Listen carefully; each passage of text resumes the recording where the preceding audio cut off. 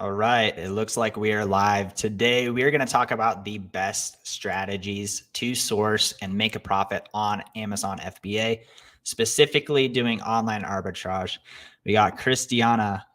Let's go. Good to see you. Good to see you. We're kind of I'm basically going to give a few tips about every single category that we're talking about today.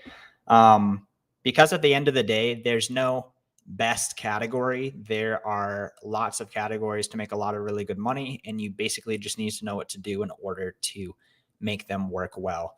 So the first category we're going to talk about is a very popular category, and a ton of people get started in this category.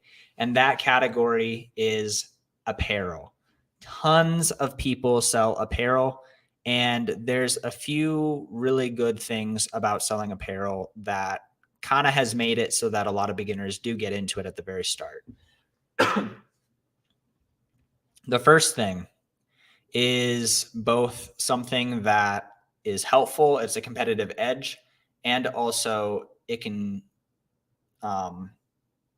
it makes it a little bit harder to make a profit in that category.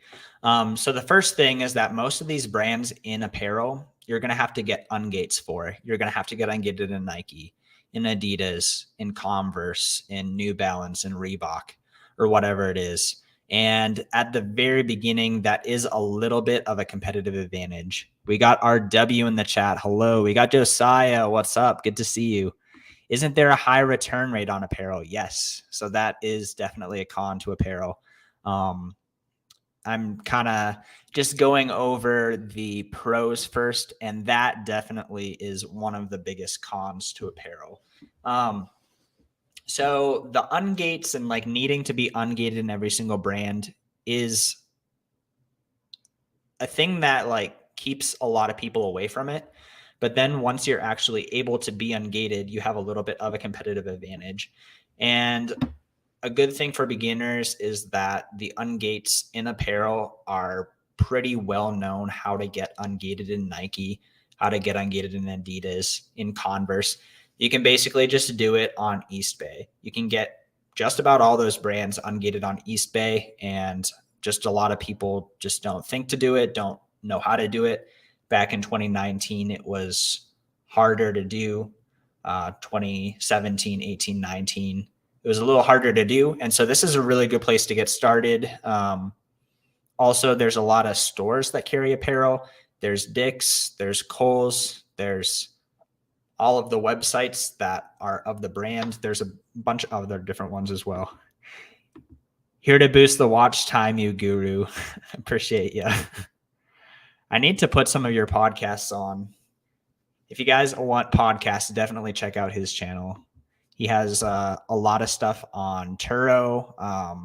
He actually posted the profit that he made in July on Amazon and Turo, which was absolutely massive. I think Cody was talking about watching it, and I went and watched it. It was a really good video.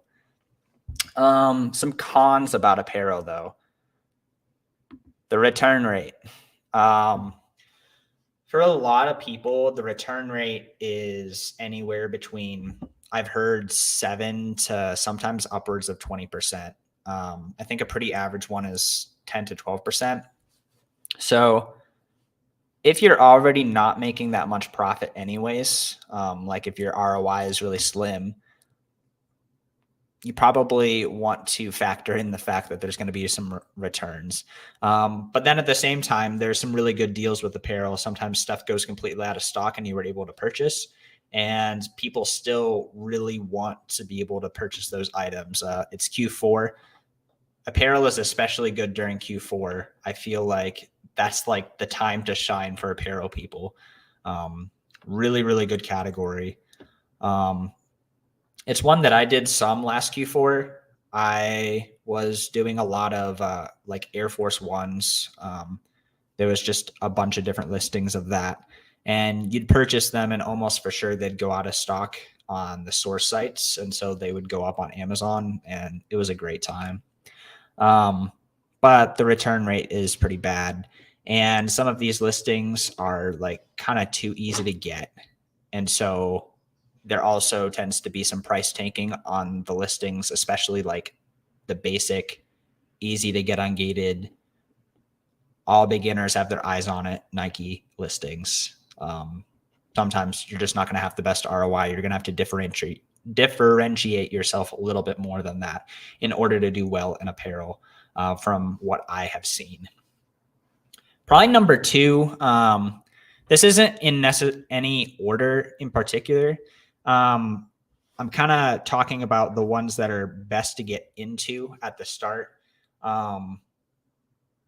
If you do online arbitrage and you do your own prep, I think grocery is a really, really good category for you, because grocery, a lot of these items are $8 to $20 sale cost.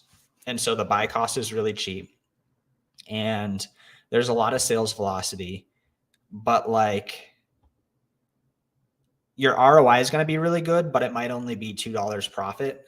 And so the reason why this is good is because really big sellers or people who are doing online arbitrage pretty seriously often use prep centers, and the prep center fee to prep something is like $1, $1.50, $1.75. He says, hey, that's my world. And so like those prep fees are so much. If you're going to pay $1.50 in order to send in a $2 profit item, you're only going to make 50 cents. Like that's a little bit ridiculous. But if you're doing your own prep and you have a good system and you know how to get those items out the door quickly and effectively, like there's great money there. And sometimes the ROI is really good too, because again, it's not something that you can just online arbitrage guru send from Costa Rica to your prep center. Like, no, you need to like actually be there. You need to prep the stuff. You need to get it out the door. So, that type of stuff, there's some really good money there. Also with small and light, if you guys don't know what small and light is, I think most of the people in the chat definitely know what small and light is. Average 35%. And here's another perk: no returns. Isn't there a high return rate on apparel? Yes. And on groceries, the return rate is so small. Isn't it? Like, do you even get any returns in grocery? RW? Like, I think on a lot of these items, you're not even allowed to return.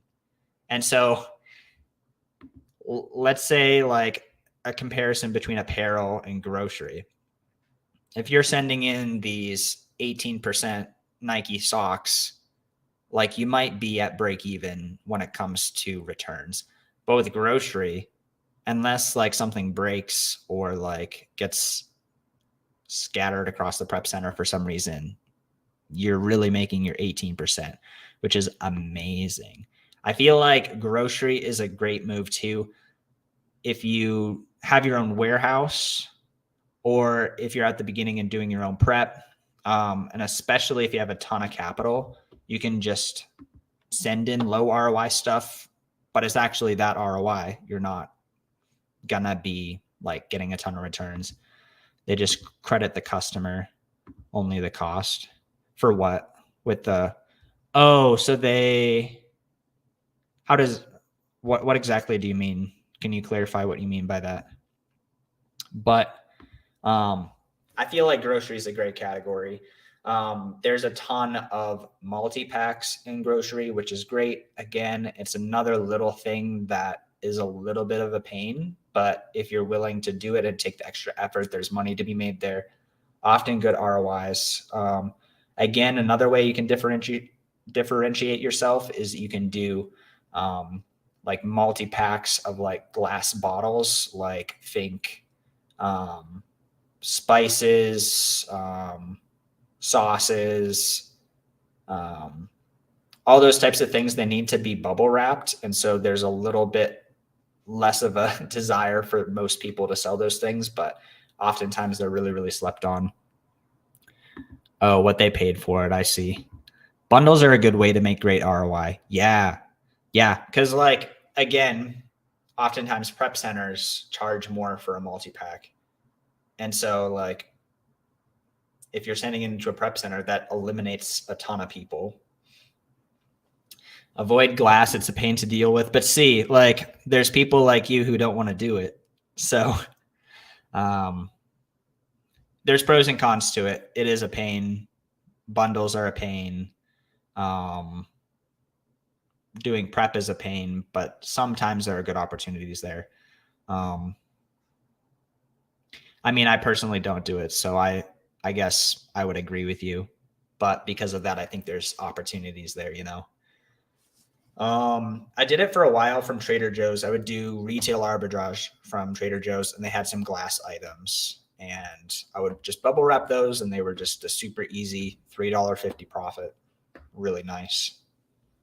Yeah, yeah. If the ROI is really good, yeah, you do have to factor that in because, like, if it's just an average item, like, why take the time to bubble wrap it and prep it?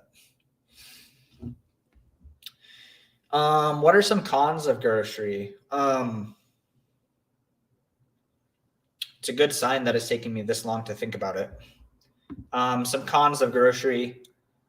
It is probably going to be hard to buy massive bulk of grocery as far as sales wise, because like some other categories like apparel, for example, you can buy $100 shoes and you can buy multiple of them. But with grocery, like, you're purchasing this $8 spice or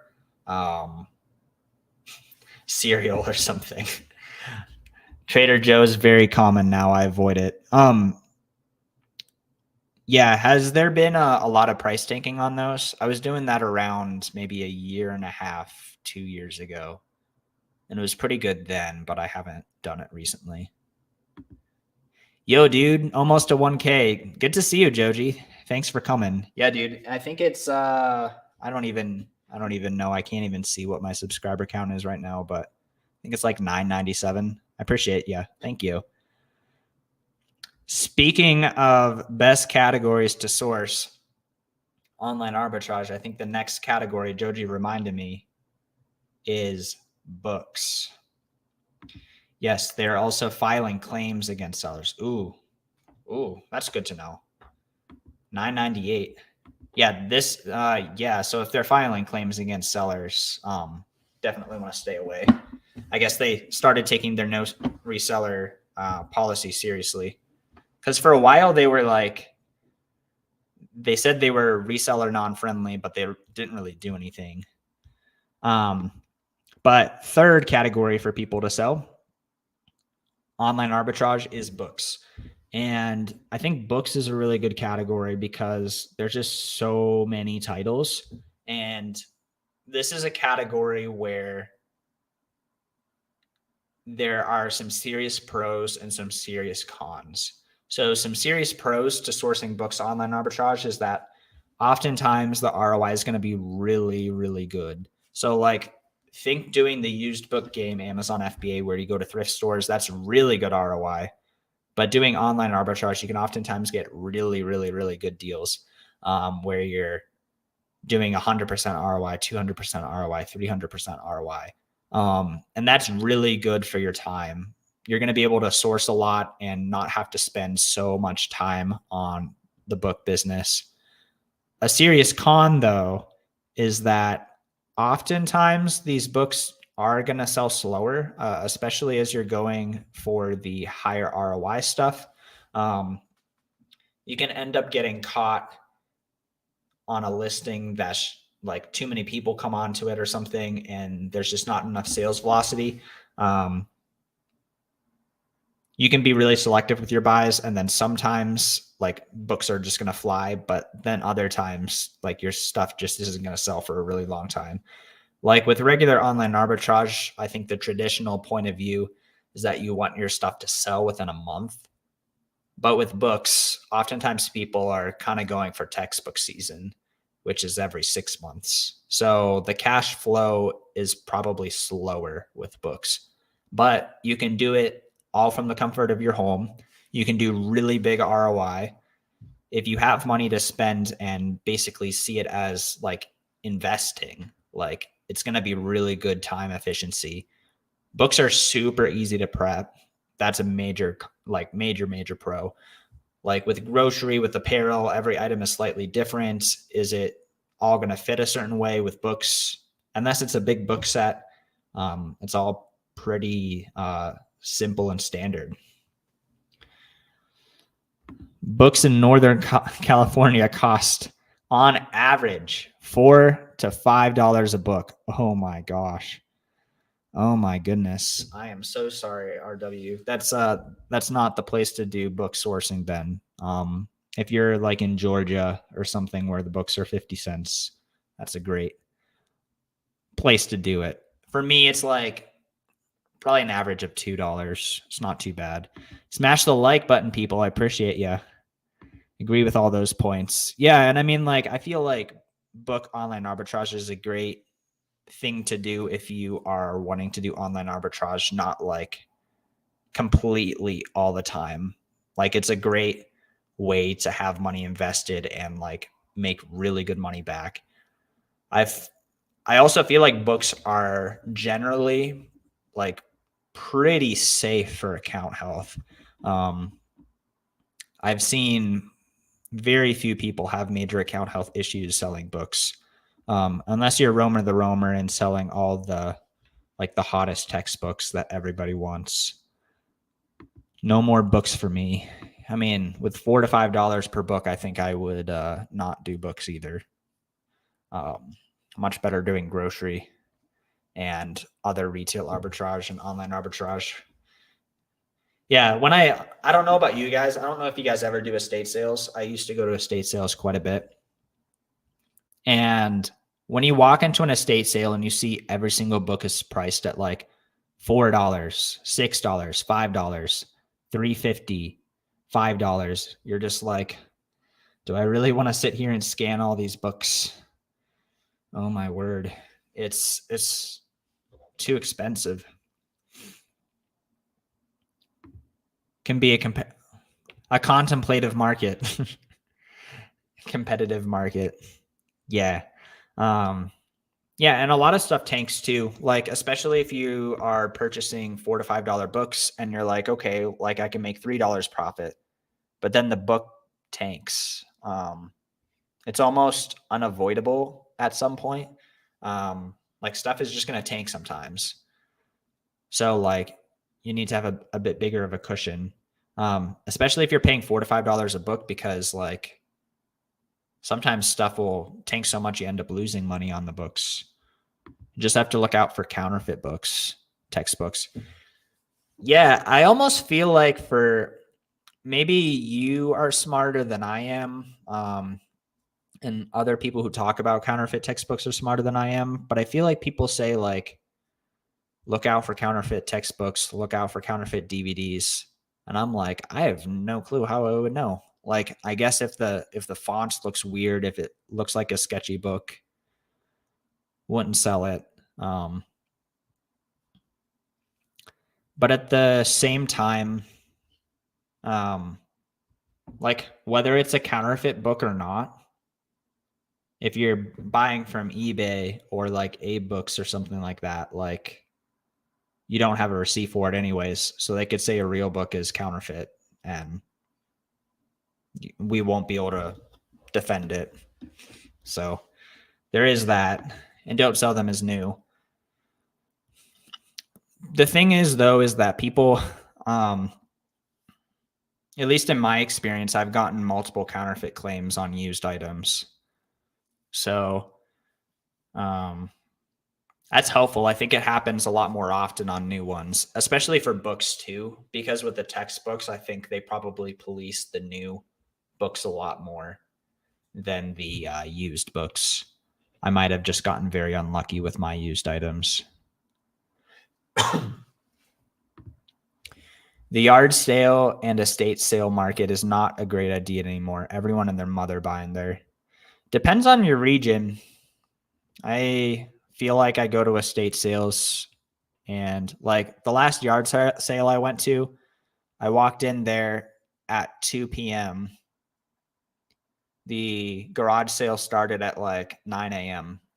and they had a new, like basically like new Google Nest that was a sale price of $190 and he had it for $20. So maybe it's just less competitive here, or I got lucky, but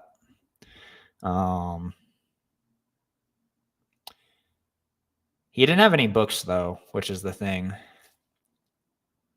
And I kind of just drove there randomly on my way home. But yeah, I feel like, yeah, it's super lucky. It was super lucky, but yeah, I don't know. It was like 2 p.m. too. I usually, like, when I try to do yard sales, I'm like, all right, I need to get at every garage sale when they open because I'm scared of other sellers being there. But especially with like video games, people go hard video games for yard sales. They go really, really hard for video games.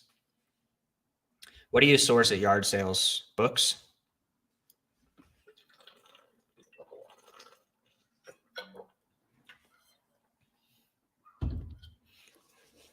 I feel like for me these days, if I can find used electronics or electronics that are new in the box, that is my bread and butter when it comes to retail arbitrage or thrifting or garage sailing or whatever you want to call it.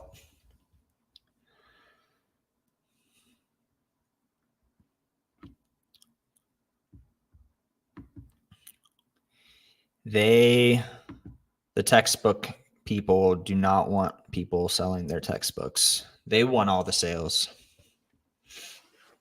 It's super annoying though. It's like, I don't know. I just wish the world was different in that way. Nothing more to say about that. Let's see. So let's talk about one more category.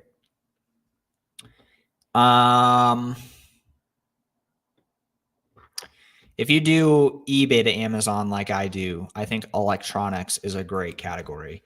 I haven't done much electronic online arbitrage regularly, but eBay to Amazon, it's like really good. There's a few different ways that you can do it. You can go after the stuff that's like new and current and really quick selling. And in some situations, eBay sellers are just going to sell it for less because there's less eyeballs on eBay. In other situations, there's not going to be an arbitrage opportunity, but that's kind of just how it goes.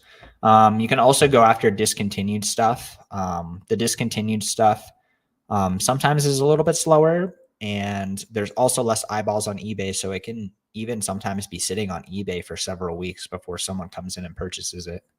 But then on Amazon, there's enough people looking at it that the price is higher and the demand is higher. So you can also do this with Mercari. You can do this with, you can pick up stuff from Facebook Marketplace. You can do it with local auction places if you want to drive to places.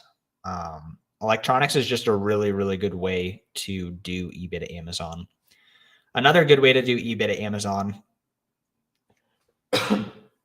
is DVDs. So DVDs also have some serious pros and cons as well. So I would kind of see it as very similar to doing books, online arbitrage. Some really similar pros, some really similar cons. Some of the pros is that the ROI is like quite good for DVDs, especially in some situations. And they're pretty plentiful on eBay. You can find them quite easily. And then also the same con is kind of there that they are a little bit slower. But I would say for DVDs, the ROI is not as good as books, but the sales velocity is much better. So those are some trade-offs there. They're not as slow as books, as a general category, you know. But then the ROI is a little bit smaller. You're usually not 3xing your money on DVDs most of the time. But you could get them to sell within a month or two instead of 6 months. or 3 months or 4 months.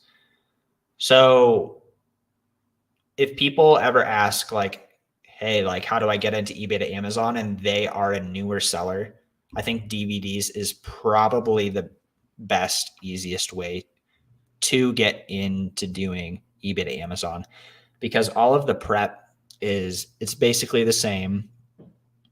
It's not too hard to mess up with DVDs. Like, they're new in the packaged. You can find them on eBay. They're good ROI. You still need to make sure that you're not purchasing stuff that a ton of sellers are on. But besides that, it's a really good category. RW is saying DVD used is very low. So yes, low ROI, but volume sales could be gated like I was. Yeah. So that's another good part of selling DVDs is if you do get ungated and get through that. A lot of people don't take the time to go get ungated in DVDs. So it's a little bit of an investment to get ungated in DVDs.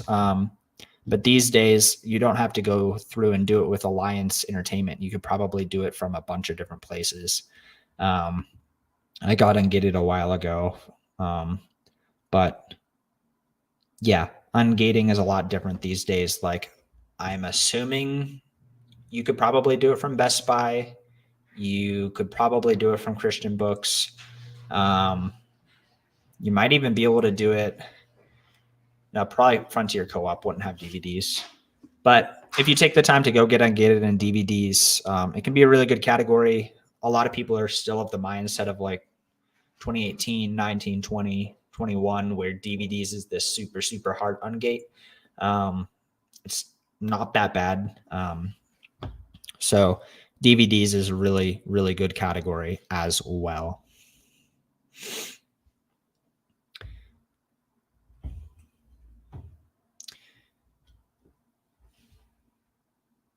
So I'm probably going to hop off in a few minutes, but thank you guys so much for coming out.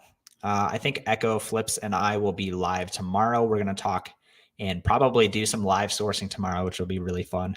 So hope you guys have a great rest of the day and take care.